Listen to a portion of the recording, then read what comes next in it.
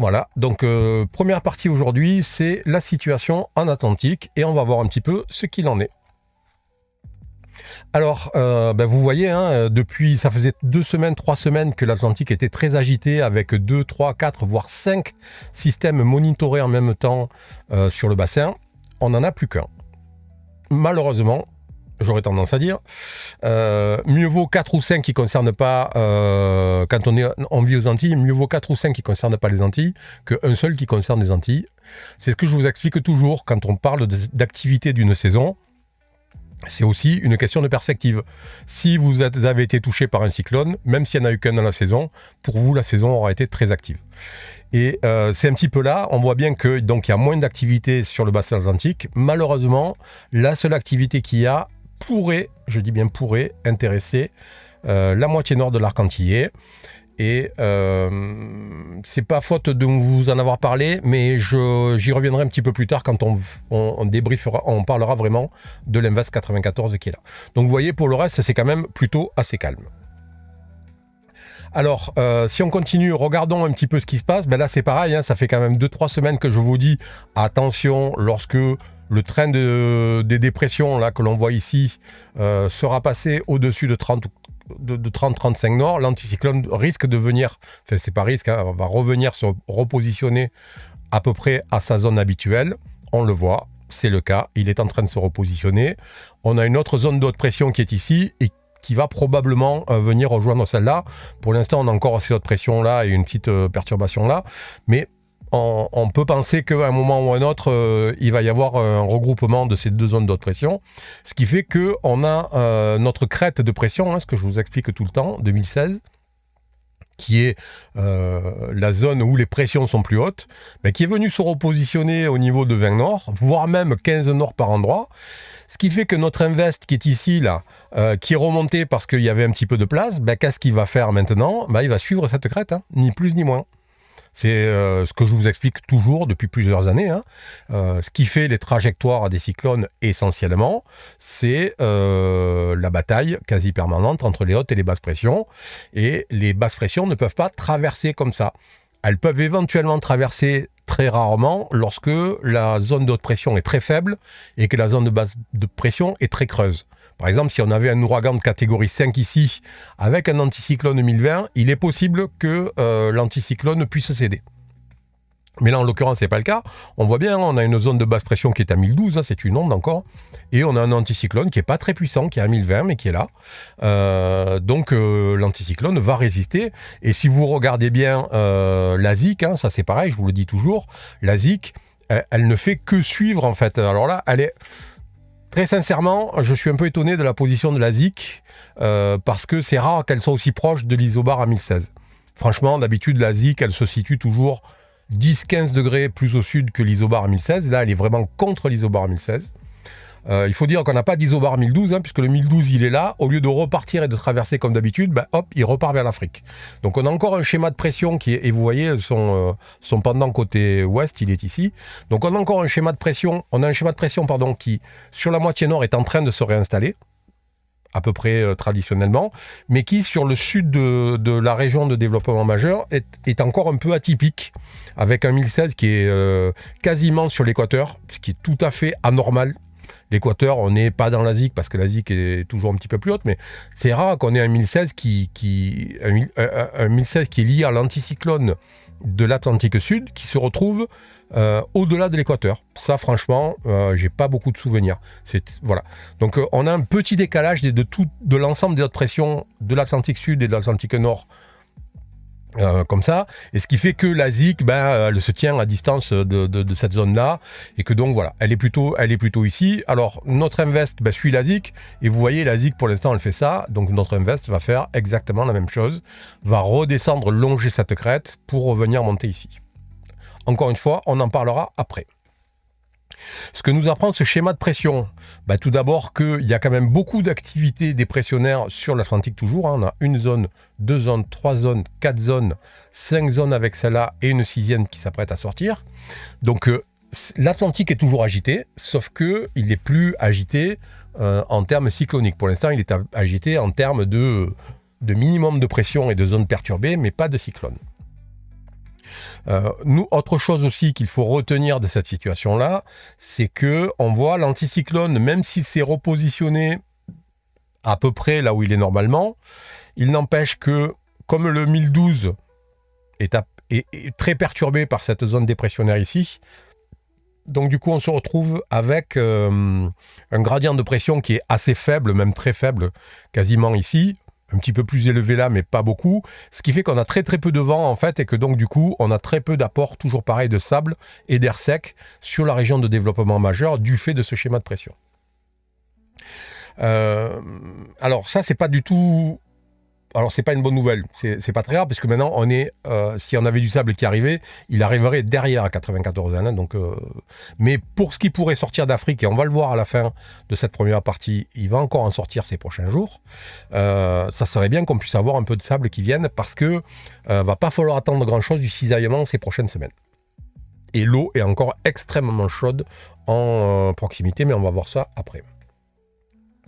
Donc si je regarde un petit peu ce qui se passe, ben, on voit bien, hein, donc on a l'anticyclone, on va arrêter l'animation, qui est venu se repositionner, hein, donc ce qui fait que ben, on est plutôt calme en dehors de 94 L qui est ici. Donc l'anticyclone est comme ça, et puis remonte et revient là. Donc on voit bien ici, c'est très très calme. On voit qu'on a un petit peu la zone là qui n'est pas une dépression, qui est une zone entre deux fronts en fait, hein. C'est un front qui est un peu pris en sandwich, comme ça. C'est un front, pardon, qui est pris en sandwich entre les deux zones de haute pression. Donc on a le front qui est là. On a nos autres perturbations, on ne les voit pas, elles sont un petit peu plus haut. Et on voit une petite onde tropicale là, qui est en train de donner un petit peu de pluie. C'était prévu que la journée de dimanche soit un petit peu pluvieuse, notamment sur la moitié sud, mais on voit qu'il y a eu quand même quelques débordements aussi sur les îles du Nord. Alors rien de bien méchant, mais on voit ici des petites zones de convection là, qui bourgeonnent, on voit un tout petit peu à proximité des îles du Nord. Bon, pas grand-chose, mais quand même, on voit bien que ici, là, on a déjà sur Saint-Vincent et Sainte-Lucie cette onde tropicale là qui est là, avec une zone de convection qui a tendance à remonter. Donc ne vous étonnez pas que d'ici la fin de la journée, la Martinique et la Guadeloupe puissent se retrouver quand même un petit peu arrosées par cette onde tropicale. Pour le reste, en dehors de 94 L qui est là, on n'a pas grand-chose. D'accord ? Vraiment pas grand-chose. On voit, on a cette onde-là avec quelques petits trucs. On a un peu de convection qui est perdue ici, mais dans l'ensemble, quand même, c'est pas très très actif. La région de développement majeur n'est pas très active. Alors, si on jette un petit coup d'œil justement au sable et à l'air sec, alors on se rend compte que, c'est ce que je vous disais, on a très peu d'apport de sable et d'air sec d'Afrique, là, du fait qu'on ait un gradient de pression qui est trop faible pour qu'il y ait du vent, et qui dit pas de vent, pas de sable poussé vers la région de développement majeur. On voit qu'on a un petit peu des poches de sable disparates à l'avant de 94 L, là, autour même. Ça, c'est peut-être la seule bonne nouvelle du jour, en fait. D'accord ? C'est que, pour le moment, dans les prévisions, c'est ça qui fait que les prévisions d'intensité sont pour le moment pas extrêmement fortes. Mais encore une fois, on y reviendra tout à l'heure. Donc on voit un petit peu de sable et d'air sec, pas beaucoup, juste ici, là, à l'endroit où il faut que ça soit. Donc on va pas se plaindre, mais par contre derrière, on voit qu'il y en a quasiment pas, et que ça, pour les 2-3 semaines qui viennent, c'est peut-être pas la meilleure nouvelle. Si on continue à avancer, alors on a une rupture dans les températures de l'eau qui s'est créée ici, là. On a un petit point là en dessous de 26 vert, mais qui ne devrait pas rester longtemps, et on voit on a cette espèce de rupture là, comme on aurait un front en termes de vent. Là on a une rupture ici, je ne sais pas trop à quoi elle est due.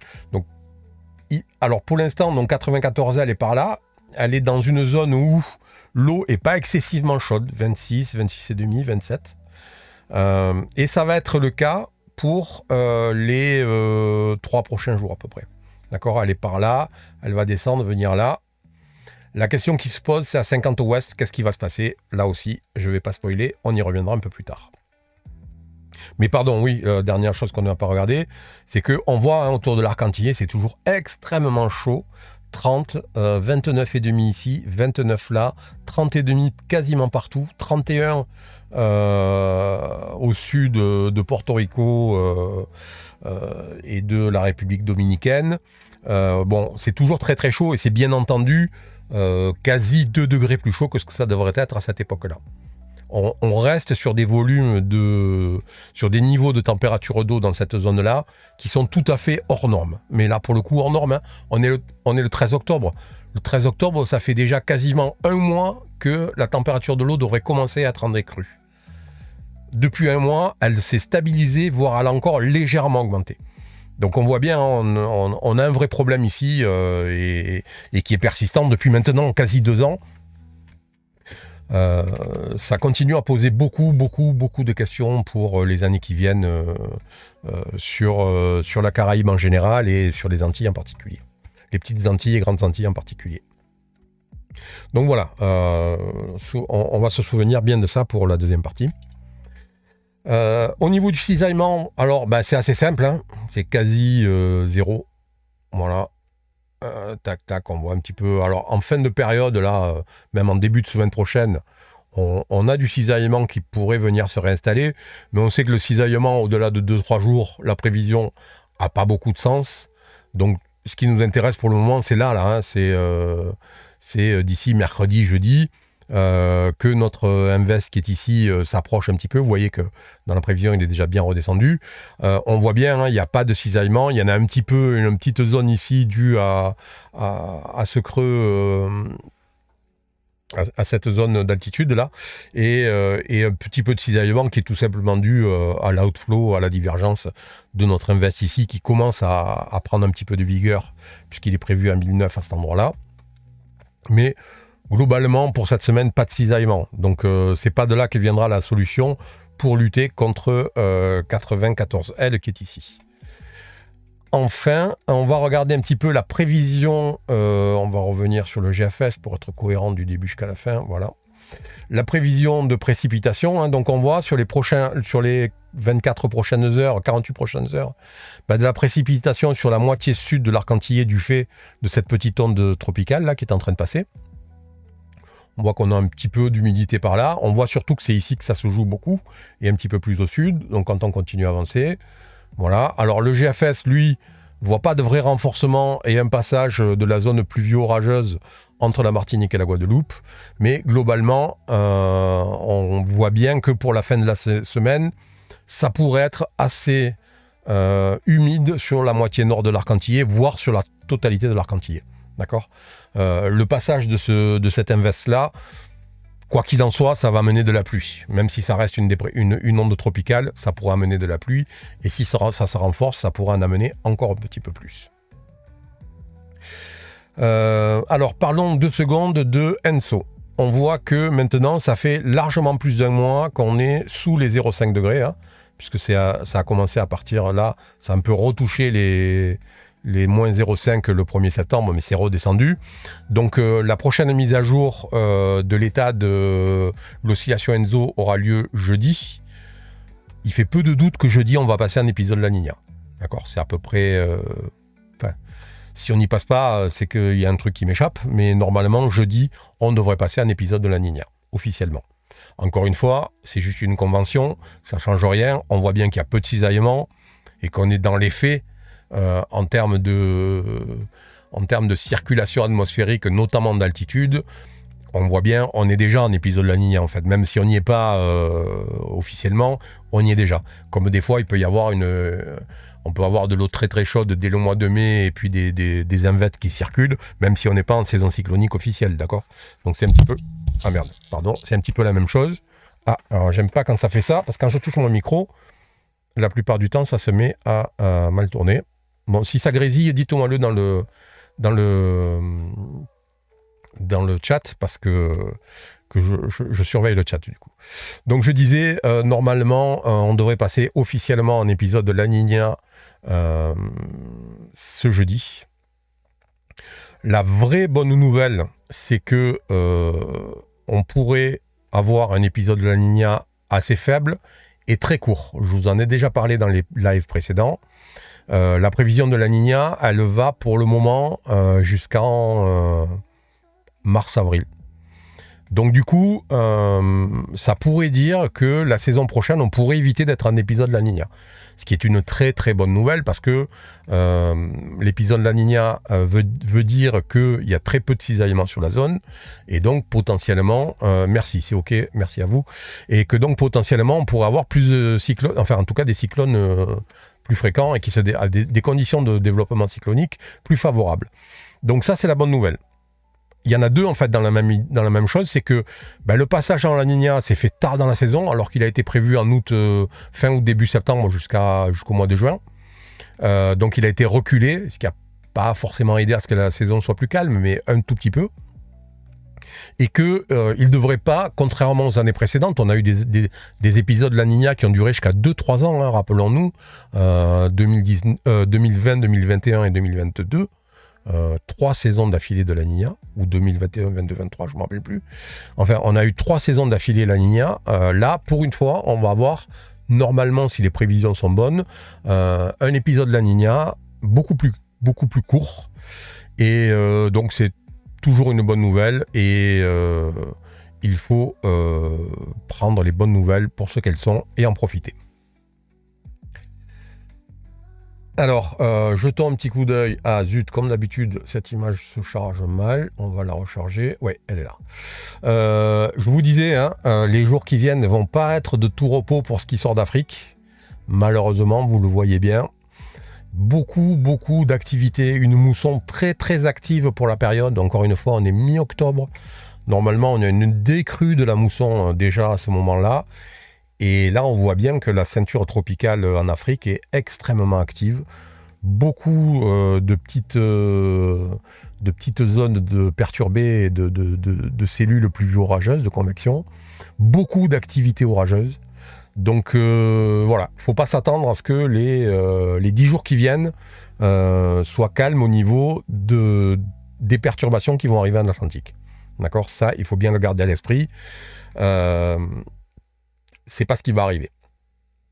Et donc, forcément, ça pose la question, arrivée de perturbations sur l'Atlantique, de l'eau chaude en proximité de l'arc antillais, un cisaillement relativement faible, peu de sable et d'air sec, des poches un petit peu éparpillées.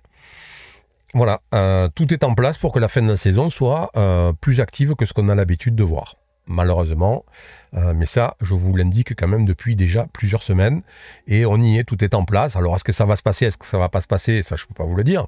Comme je dis toujours, j'ai pas de boule de cristal. Ce que je peux vous dire, c'est que, en tout cas, c'est en place pour que la fin de saison, jusqu'à fin novembre, peut-être même un petit peu au-delà, ça puisse être relativement actif. Donc attention, ne crions pas victoire parce qu'on est quasiment fin octobre, parce qu'on est mi-octobre. Une saison plutôt normale, oui. Ça aurait en effet du sens de dire c'est quasiment fini. Là, cette année, absolument pas. D'accord ? Gardez bien ça à l'esprit. C'est pas le moment de se relâcher. Ok, merci à vous. Et puis, on se retrouve dans la semaine. Si un doute venait à être plus important pour 94L, et je pense que c'est pas du tout impossible. Et puis sinon, si vous ne voyez pas de live cette semaine, c'est que 94L va passer en onde tropicale et que ça fera de la pluie. Et puis voilà, et on se retrouvera dans ce cas-là la semaine prochaine pour ce qui sera le dernier live pour moi sédentaire, puisque juste après le live de la semaine prochaine, lundi, normalement, je prends la route et je pars vers la Laponie. Et donc les lives d'après se feront au fur et à mesure de ma route et de mes escales. Voilà. Merci à tous et bonne fin de dimanche, bonne semaine, et on se retrouve dimanche prochain ou éventuellement plus tôt si jamais 94L venait à devenir un risque. Allez, salut! Météo Tropica.